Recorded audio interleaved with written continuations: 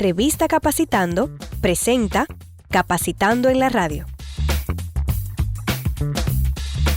Y buenos días, sean todos bienvenidos a su programa Capacitando en la Radio, un programa interactivo que aborda los principales temas del mundo de la capacitación y un espacio de crecimiento para el desarrollo de tus habilidades personales y profesionales. Quien les saluda, Eric Oyer, y hoy tenemos una sorpresa. Tenemos nuevamente en cabina a nuestra amiga Cynthia Gregory. Buenos días. Buenos días a todos, buenos días, Eri. Hola, por fin con ustedes otra vez. Hola. Dios mío, este abandono ha sido muy fuerte. No, pero ya estamos aquí. Pero ya me dijeron por ahí que era que tú andabas en mucha productividad, o sea, tu productividad estaba a niveles insospechados. O sea bueno, que... La verdad es que para los tiempos que estamos pasando, está buena, ¿verdad? Porque no nos podemos quejar.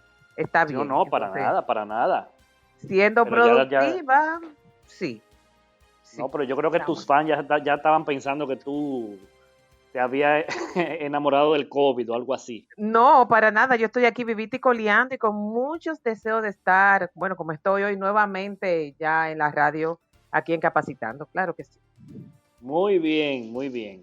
Así que nada, bienvenida de vuelta. Gracias. ¿Qué tenemos para el día de hoy? Bueno, hoy tenemos a Arturo López Valerio, empresario tecnológico, y con él hablaremos del impacto de la economía digital en la República Dominicana. El tema del impacto de la economía digital, tuvimos en esa entrevista comentando que con la situación actual de la pandemia, la economía digital se ha disparado en todo sentido, o sea, ya la gente se enormemente ha ido totalmente a la digital, no le quedó de otra. No hay de otra. Así que vamos a ver cuál ha sido ese impacto que ha tenido. Bueno, ahí vamos a ver, sí, ha sido un impacto, bueno, todo, la educación, mis hijos están en el colegio y están virtuales, o sea, eso es increíble, ¿verdad? O sea, eso es algo que ha causado una revolución y obviamente un impacto económico, como lo vamos a ver con nuestro invitado. Hay que ver a qué niveles, porque ha sido un cambio de mentalidad para todos. Sí, sumamente. Definitivamente. ¿Y a quién tenemos en el segundo segmento? Y también tenemos a Maureen Tejeda, coordinadora general de Best Body, y con ella hablaremos de capacitación inclusiva. Muy importante también el tema de la capacitación. Tú sabes que siempre hay como esa duda de la parte de incluir a personas con ciertas discapacidades en la parte de capacitación. O sea que vamos a oír cuál ha sido la experiencia de Best Bodies en ese sentido, para también informar a nuestros radioyentes de qué se está haciendo en nuestro país para incluir a personas con discapacidad en la parte de su formación y capacitación. Así que no querrán perderse esa entrevista tan interesante. Muy interesante. Tú sabes que te tengo un chisme, no un chisme. Ay, Dios mío, los chismes, cuenta. No, nunca chisme. No. Que este año hemos sido nuevamente nominados para Premio Gardo. ¡Bravo! Otra vez, sí, igual que el año pasado. Claro, igual que el año pasado. Estamos en la parte de programa especializado, conductor especializado y producción especializada. Así que... Excelente, 3 renglones. Si quiere usted votar por Capacitando en la Radio, solamente tiene que entrar a premiogardo.com y ahí va a encontrar dentro de los programas del Gran Santo Domingo a Capacitando en la Radio. Así que contamos con ustedes. Todos a votar, por favor. Claro que sí. Bueno, nada, pues vámonos a una pausa y cuando regresemos conversamos con Arturo López Valerio sobre el impacto de la economía digital en la República Dominicana. Así que no le cambie, que ya volvemos. En breve regresamos con Capacitando en la Radio.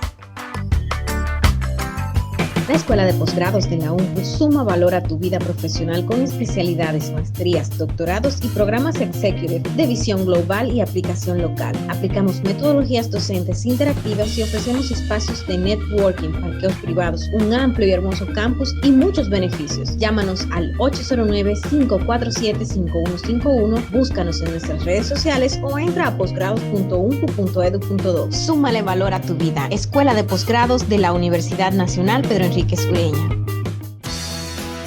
Si no tienes planes divertidos para este fin de semana, en Bike Club te brindamos la opción de alquilar bicicletas en el Parque Mirador Sur y pasar un tiempo al aire libre y de sana diversión. Tenemos bicicletas de todos los tamaños y para todas las edades. También ofrecemos paquetes para empresas para que armes una bicicletada con tu equipo de trabajo. Estamos ubicados sobre el túnel de la Núñez de Cáceres en el Parque Mirador Sur. Para mayores detalles, comunícate con nosotros al teléfono 809-223-5073.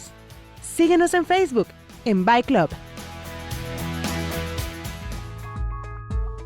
Gestión integral humana y coaching. Apasionada de la transformación y mejoramiento integral del ser humano, con acompañamiento aplicado a individuos en enfoque personal y profesional, con experiencia en el mercado laboral y a nivel general y en todos los subsistemas del área de gestión humana. Visita jennycolon.soy y descubre el gran potencial a través de gestión integral humana y coaching.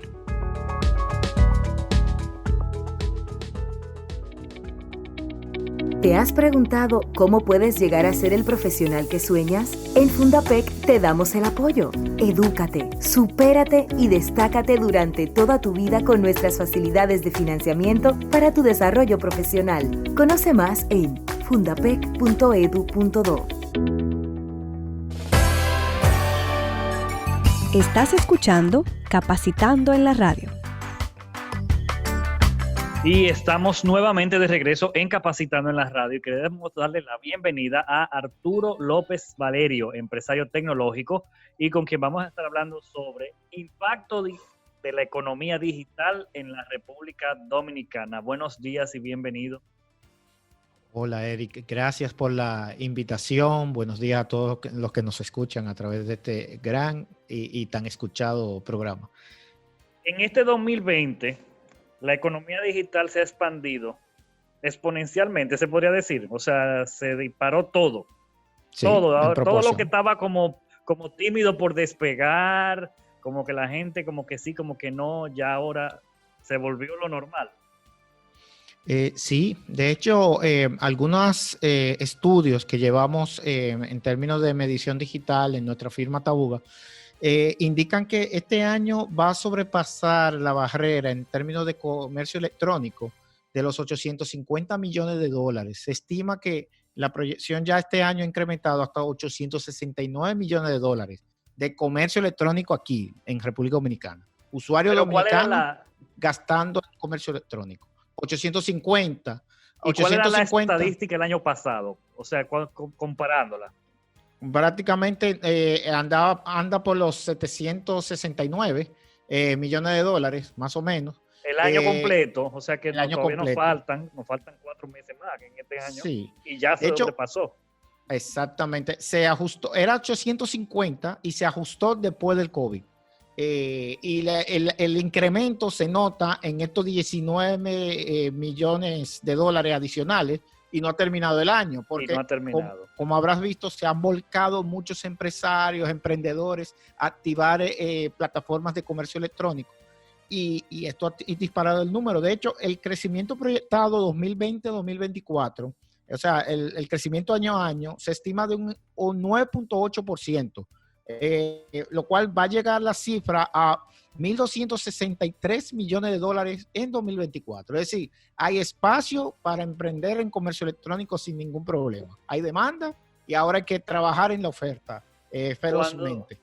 Cuando tú hablas de comercio electrónico, ¿se incluyen todas las plataformas que se están utilizando ahora? ¿Hay alguna restricción o requisito para entrar en esa categoría? De que tenga quizá que sea por página web o que sea por redes sociales o WhatsApp, etcétera. No.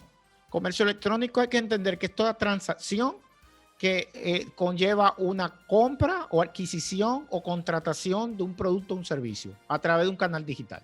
¿Ok? Es decir, que puede ser la tiendita en WhatsApp, puede ser la tiendita en Instagram, puede ser la tienda de comercio electrónico, puede ser una app, puede ser una tienda online.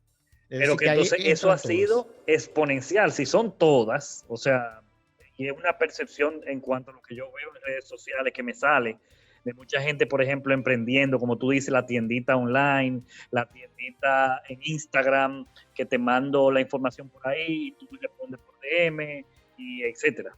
O sea, si se está incluyendo esa parte también.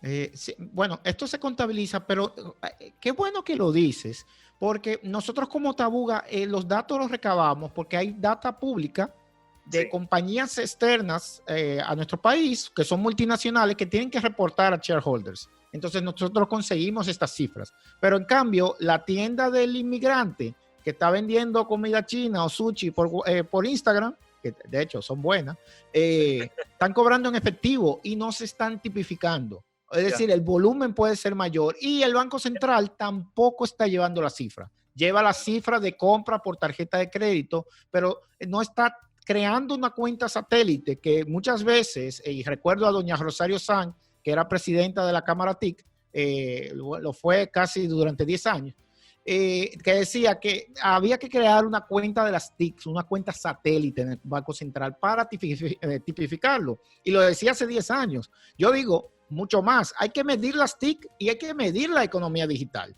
Es decir, para que tengamos en cuenta, porque estimando todo lo que es economía digital, comercio electrónico, ticket online, pagos y transacciones digitales, estamos hablando casi del 4% del PIB del país a este año. Es decir, que ya la economía digital no es un relajo, ni un juego de niños. Es una posible cantera de ingresos y de construcción de futuro para nuestros jóvenes. Así mismo como vienen por ahí el eSports, así como están las tiendas digitales, así mismo como está la educación virtual que está generando un nuevo campo para emprendedores, no solamente para empresas de educación tradicional. Entonces creo que hay que ponerle atención. La mejor medición va a ayudar a la creación de buenos incentivos para este segmento que ha crecido, como diría yo, silvestre. No han existido estímulos directos. Es decir, vamos a proponernos a hacer un hub para las empresas de tecnología, no lo hemos hecho. Se creó el parque cibernético hace 20 años, pero se soltó. O sea, no se siguió ese plan estratégico hace 20 años. Y sobre todo, que las iniciativas fueron muy a lo interno. Entonces, aquí tenemos Uber, aquí tenemos delivery acelerado, tenemos supermercados en línea, porque vino la competencia que, de hecho, la estructura del marco legal local es débil. Débil en el sentido de que prácticamente nosotros nos retenemos prácticamente todo ese dinero que hemos mencionado de la economía digital, porque simplemente estas empresas ganan y sacan su dividendo y se lo llevan. O sea que hay una baja proporción de lo que se queda nacional. De hecho, tampoco se ha tipificado, y es bueno decirlo para que el Ministerio de Trabajo pueda, ya que tiene un nuevo gestor, pueda darle una mirada, y es el problema social que ha resuelto las empresas de economía colaborativa como Uber, Pedidos Ya, Globo, Hugo, en términos de empleos. Han generado empleos, pero esto, cuando preguntamos la cifra, no hay dato nacional y fuera todavía no se está compartiendo. Pero realmente vinieron a crear un contrapeso en un momento donde la delincuencia estaba subiendo y generaron oportunidades de empleo a jóvenes que quizá lo que tenían era una pasola, pero no tenían más nada que hacer, o un motor. Entonces yo creo que ese tipo de mediciones para incentivar, para proteger, para expandir, para fomentar, son necesarias en este ecosistema. Pero fíjate que, por ejemplo, eso que tú mencionas es muy importante, pero obviamente esa contabilización de esa información, dado que pasó tan rápido con este tema de la pandemia, o sea, la reacción ha sido muy lenta para poder contabilizar ese número. Claro. Tanto en el Ministerio del Trabajo como en la parte de la economía digital y las pequeñas empresas. Recuerda algo fundamental, Eric. La innovación siempre va a preceder a la regulación y va a ir adelante. Y la regulación siempre va a caer atrás. Es decir, que ya esto pasó, se ganó dinero, va a venir la regulación. Y por ahí hay un proyecto de ley de economía digital que se está gestando, que es importante que los actores del sector digital se reúnan y hablen, porque esta oportunidad, yo se lo digo a mucha gente, porque yo empecé mi vida digital como profesional hace 20 años. Hace 20 años el listín era la página más visitada del país, tenía 100,000 visitantes y apenas habían 100,000 usuarios conectados a internet. Entonces, cuando vemos ahora que hay más de 7 millones de usuarios conectados a internet, que tomando el mismo listín diario como ejemplo, tienes más de 6 millones de visitantes, que no todos son nacionales, pero para entender el volumen, oye, está crecido. Y el que ha participado en la industria a través de los años ha crecido también. Entonces tenemos una capacidad de no solamente crecer nacionalmente, sino a través de los flujos digitales globales, poder generar modelos de negocio que puedan llegar a cualquier lado del planeta. Ahí mismo está Rappi, que es un ejemplo en Colombia, que es muy similar a lo que es Hugo o Globo, que prácticamente nació como una empresita, pero empezaron saliendo de Colombia, presentándose en diferentes concursos hasta que encontraron capital para crecer y acelerarse. Entonces creo que esa dinámica hay que incentivarla porque hay volumen. Es verdad que hay sus retos, pero también existen los elementos y las, vamos a decir, las políticas que pueden diseñarse para que puedan beneficiarse tanto los que invierten como también los que están trabajando activamente en la industria. Claro, definitivamente. En la parte, por ejemplo, fiscal, porque hay una parte de impuestos que se está quedando fuera, que es parte de este impacto de la economía dentro de nuestro país. O sea, lo que tú mencionabas, por ejemplo, esa pequeña empresa que está vendiendo y que está cobrando en efectivo, por ejemplo, que primero se sale fuera de la contabilización y tampoco entra en la parte fiscal. Mira, qué bueno que tocas el punto, excelente pregunta, porque hay un informe de la CEPAL del año pasado donde ya reporta que hay diferentes economías como la española, Francia y en varias áreas de Europa que ya están empezando a ponerles impuestos, no a los ciudadanos, sino a las multinacionales tecnológicas que están operando remotamente en los mercados. Entonces, ¿para qué? Para que dejen algo en los mercados. Se han convertido como un impuesto, pero también como en modelos de fomento. Ven, ok, yo te lo voy a retener, pero no lo voy a asumir yo, lo vamos a poner en este fondo, por ejemplo. La CEPAL considera que deben sí nacionalizarse los impuestos a las compañías multinacionales tecnológicas, pero habla de impuestos temporales, lo cual me dio miedo el año pasado, porque cuando aquí hablamos de impuestos temporales, tú sabes que terminan siendo fijos. Entonces, por eso siempre menciono que la industria digital tiene que aglomerarse. Hay diferentes actores a nivel de cámara. Está al lado FinTech, que está trabajando en temas de tecnología financiera. Está la Cámara TIC, que trabaja todo lo que es el ámbito de las tecnologías en el país. Y así hay diferentes tipos de organizaciones, de acuerdo a su sabor, tamaño y color, las cuales velan por algún componente de ecosistema. Mi punto es, si no hacemos la veeduría suficiente y planteamos nuestros escenarios en términos de participación, ese tipo de impuestos lo habla la DGI directamente con la CEPAL, le dan la consultoría y un día nos despertamos con un impuesto al consumidor.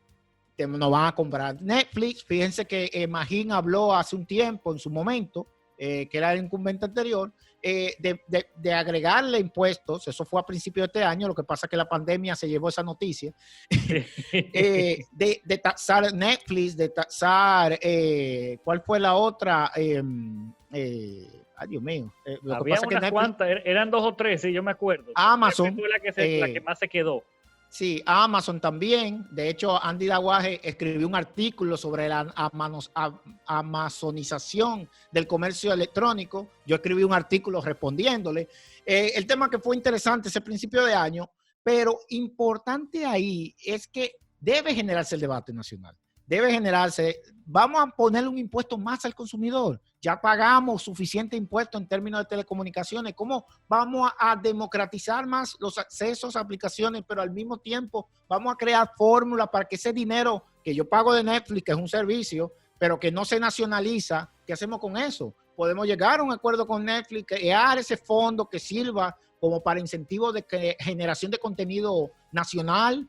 O sea, vamos a explorar fórmulas. Yo creo que hay muchas mentes brillantes con conocimientos digitales en el país que podemos empezar a crear esas fórmulas que generen desarrollo conjunto. Que no solamente crezca la economía digital, sino que genere más trabajo, que es lo que necesitamos ahora mismo para poder echar hacia adelante.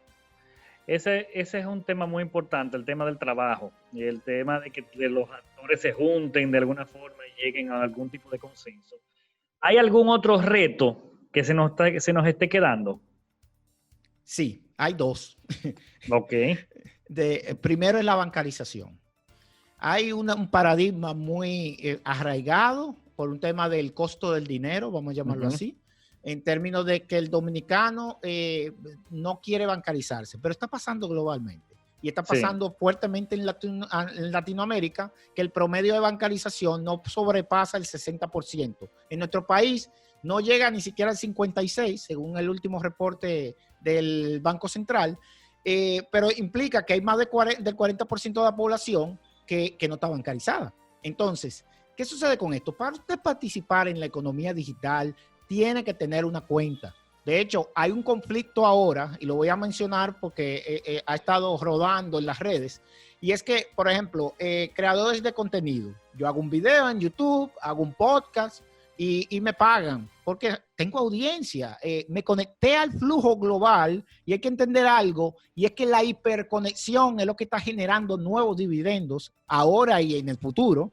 Entonces, oye, el tipo antes le mandaban una remesa por Western Union si ganaba dinero en YouTube o con anuncios de Google. Google dijo, yo no voy a pagar por Western Union porque hay una política global de bancarización. Los negocios digitales necesitan que usted tenga una cuenta al menos digital, no tiene que ser con libreta, para usted transaccionar, porque el que nada más saca de la economía digital no paga digital, va a pagar en efectivo en la esquina. Y hay un asunto que está asociado con los niveles de pobreza, etcétera. India erradicó eso, digitalizando a todo el mundo. Yo creo que es posible.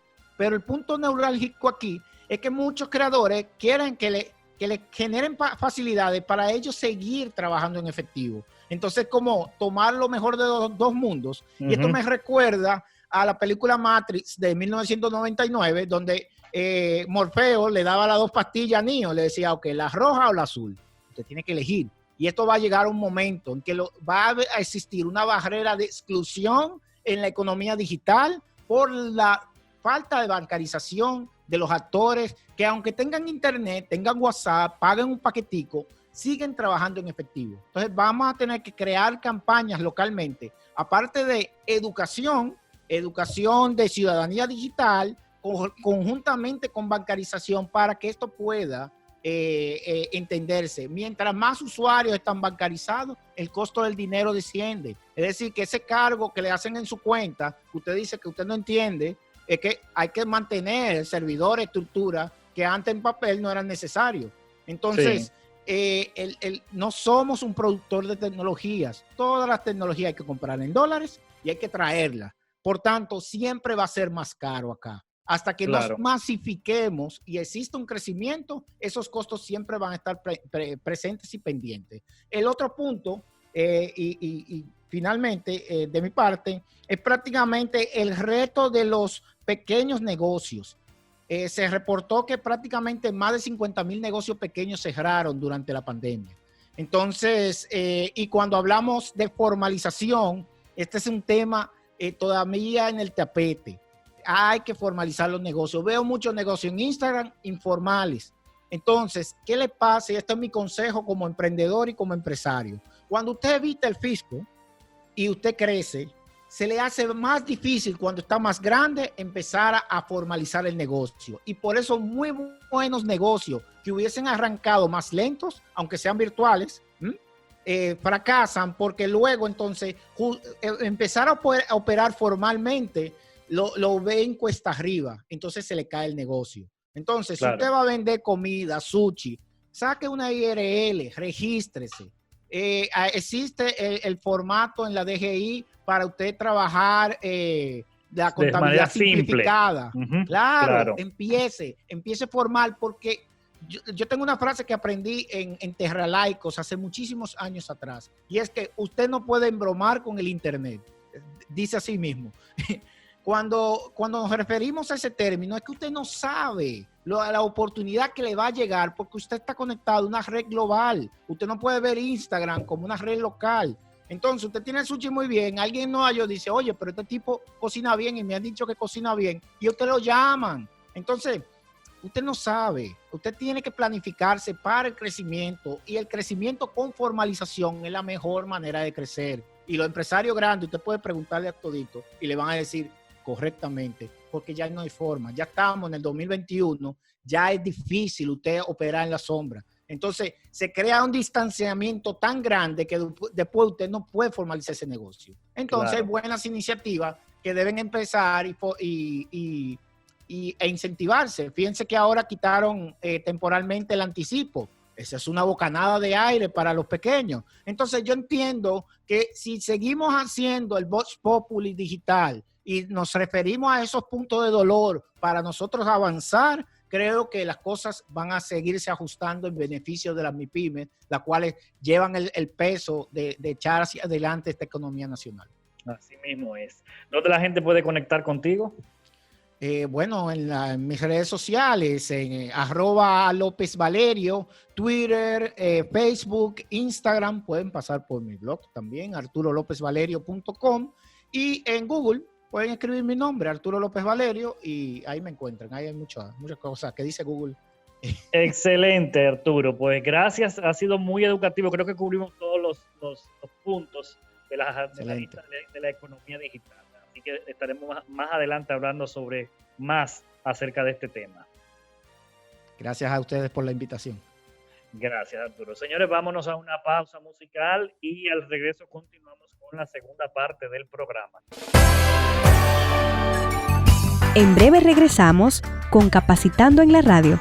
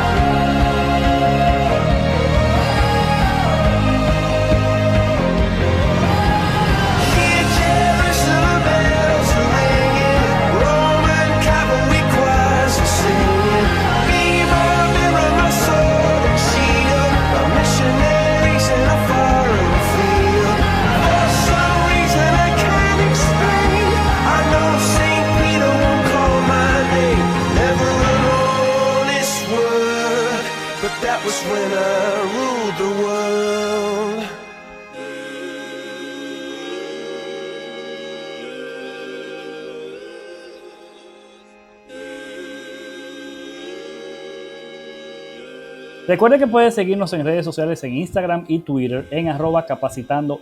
Si quieres escuchar este y otros programas de Capacitando en la Radio, puedes suscribirte a nuestro canal de YouTube Capacitando Global.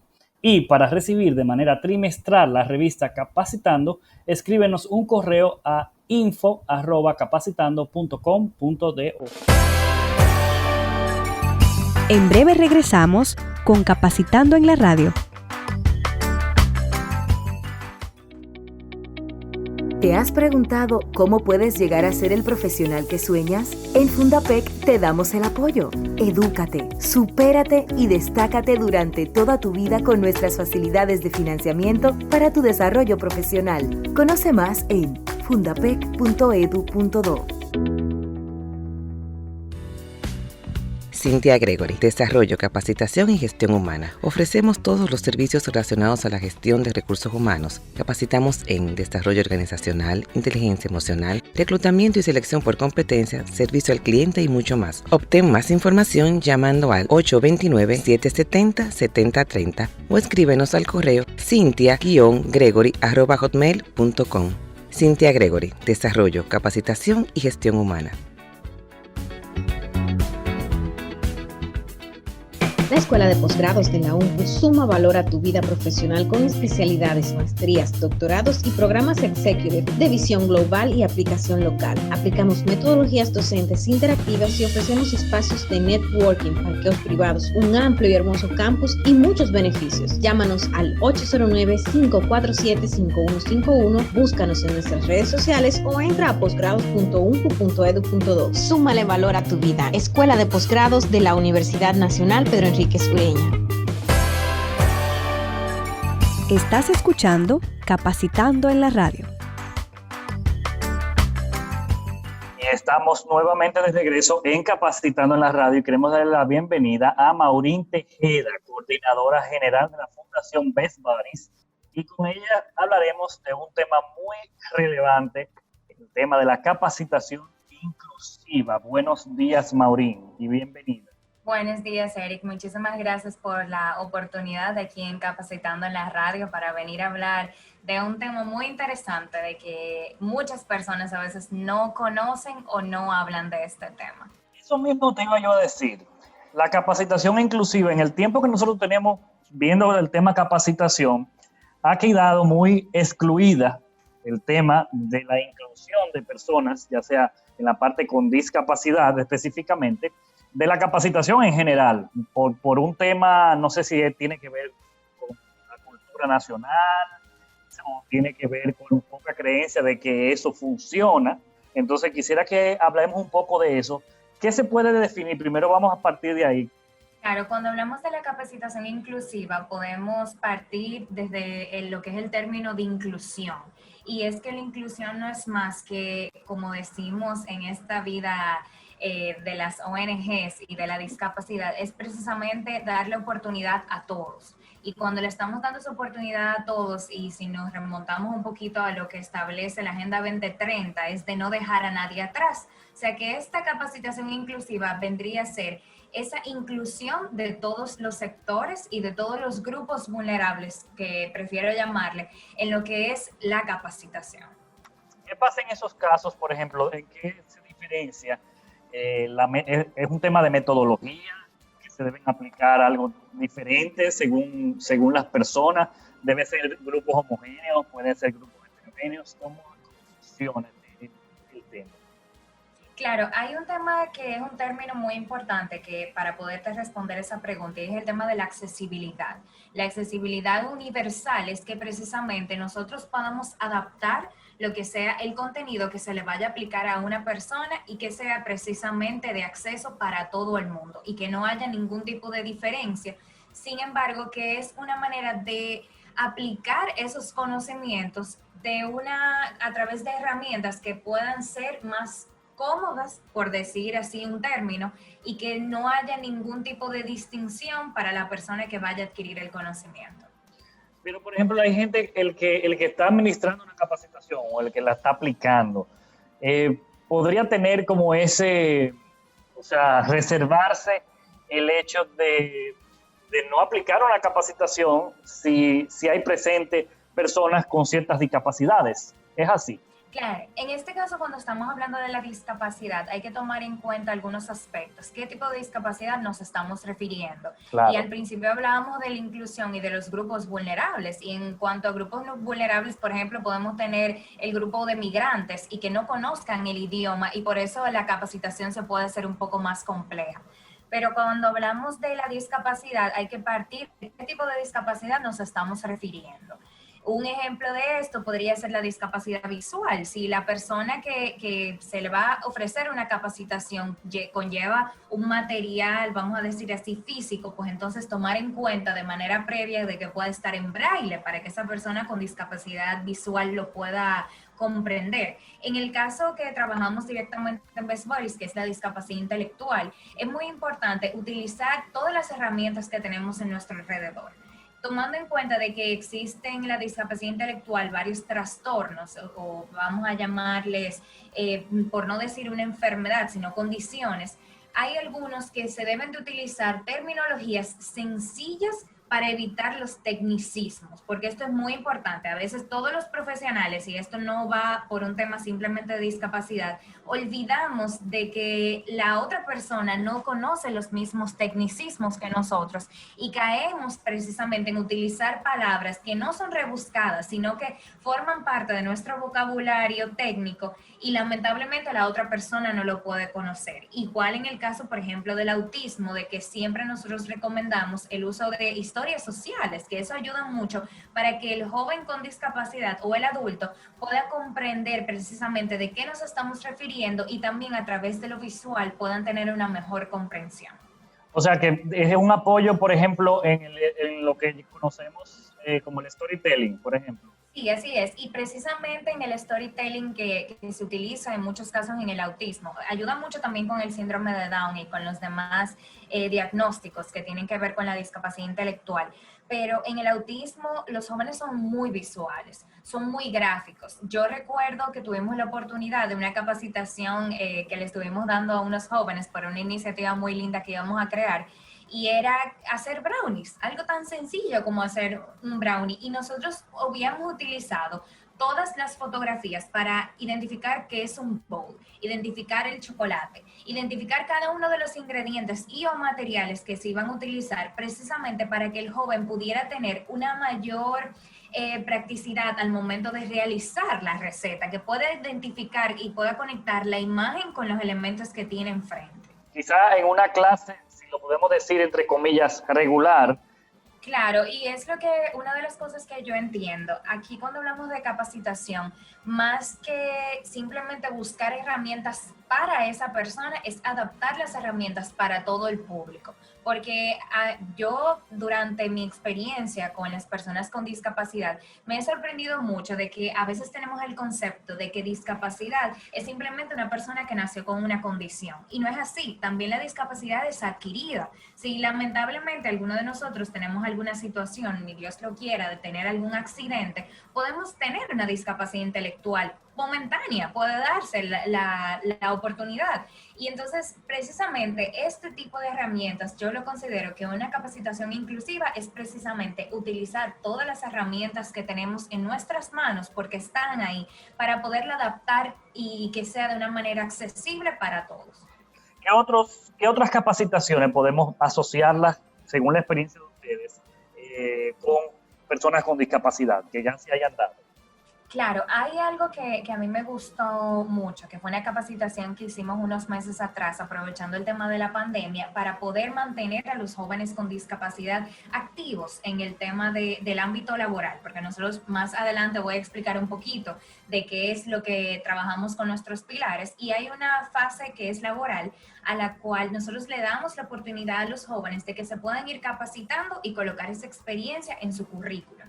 Entonces, para nosotros queríamos corregir, por decir así, una conducta de un empleado con discapacidad, y digo corregir porque no era que estaba mal, sino que queríamos que mejorara. A veces confundimos que corregir es porque es algo malo, y queríamos simplemente mejorar algunas conductas tomando en cuenta el teletrabajo para que pudiera mejorar como empleado. Entonces, lo que diseñamos fue una capacitación para todos nuestros edecanes con discapacidad, y era sobre el empleado estrella, cómo ser un empleado del mes. Y utilizamos videos que grabaron nuestros mismos colaboradores sin discapacidad explicando qué está bien y qué está mal. Por ejemplo, para recrear de que son las 9 de la mañana y ya me toca mi horario de trabajo, pues entonces en vez de yo saber de que son las 9 de la mañana, pues yo me pongo a trabajar inmediatamente, no me pongo a chatear con el celular o algo así. Entonces, eso nos ayudó mucho a través de los videos para poder permitir que los jóvenes vean una diferencia y puedan analizar de manera correcta cuáles actitudes son las que ellos deben de tomar en cuenta para ser un empleado estrella.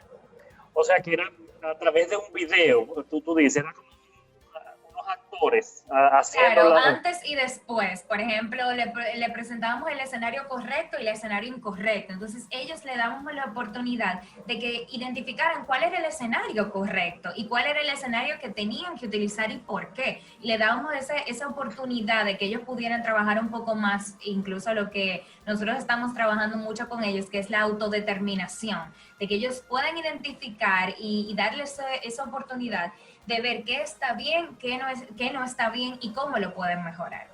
Hay capacitaciones, por ejemplo, y me suena que podría ser esa que acabas de mencionar, que tiene que ver con que la persona replique cosas que ve o cosas que le digan. Bueno, en este caso, precisamente lo que eso, como tú dices, ese es un ejemplo, ¿verdad? De cómo ellos pueden recrear qué estaba bien y qué estaba mal para corregir una conducta que se da y que precisamente les puede ayudar a ellos a futuro en el ámbito profesional, cómo deben de realmente comportarse en un ambiente de trabajo. Cuando hablamos, por ejemplo, en el caso de República Dominicana, ¿qué tipo de avance o qué tipo de retos estamos mirando de aquí en adelante? De lo que se ha logrado y lo que se está por lograr. Bueno, primero, yo soy de las que piensa y que ve el vaso medio lleno más que medio vacío. Y ciertamente yo he podido identificar muchos cambios y mucha aceptación principalmente de lo que es la población dominicana. Ahora bien, todo esto, tengo que serte honesta, ha sido a través de la concienciación que entre ONGs en sentido general se han unido. De igual manera, ha sido un apoyo del sector privado, es uno de los principales motores a que se puedan crear estos cambios. También el tema del sector público a través de la ley 05-13, que es precisamente la ley de discapacidad, que ayudó a que también se pudiera impulsar un poco más lo que es el sector de la discapacidad en sentido general. Ahora bien, sí hay retos, todavía hay muchos retos por asumir. Yo considero que en el caso, por ejemplo, de la discapacidad física, discapacidad visual y los demás tipos de discapacidades, sacando la discapacidad intelectual, han tenido un mayor avance que la discapacidad intelectual. ¿Por qué digo esto? Porque, y en estos días escuchaba precisamente en una ponencia y me pareció muy atinado, es que la discapacidad intelectual, las barreras principales son barreras culturales y sociales. Y es la verdad, si tú te das cuenta, muchas personas no creen que una persona con discapacidad intelectual sea capaz de poder darle la oportunidad de crecer y de avanzar. Lamentablemente, muchas personas ven que una persona tiene discapacidad intelectual y ya entienden que esa persona, su vida no va a poder cobrar ningún tipo de sentido y que no van a poder avanzar ni de la manera educativa, pero tampoco de manera profesional.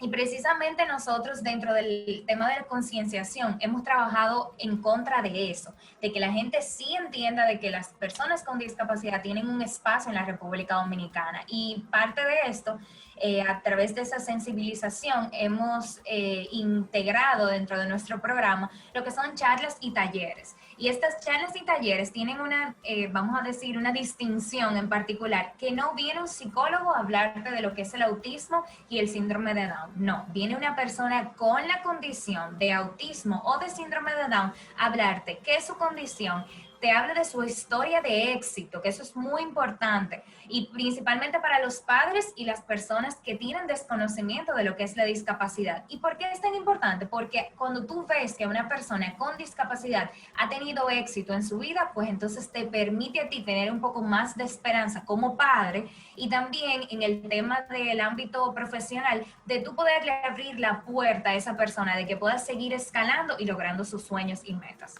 tú mencionaste ahorita el tema de los pilares. Claro, en el tema de capacitando en la radio, que me encantó el tema de poder hablar un poco de lo que era la capacitación inclusiva.